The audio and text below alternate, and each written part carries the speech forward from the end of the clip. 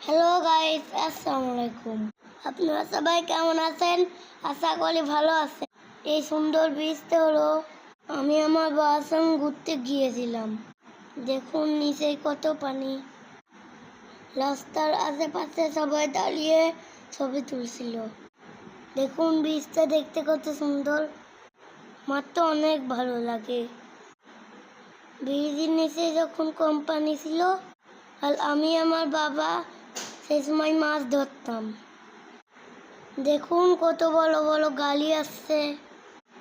আশেপাশের পরিবেশটা অনেক সুন্দর ছিল।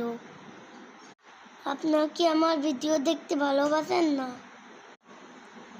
যদি ভালো লেগে থাকে তাহলে আমার চ্যানেলটা সাবস্ক্রাইব করে দিবেন।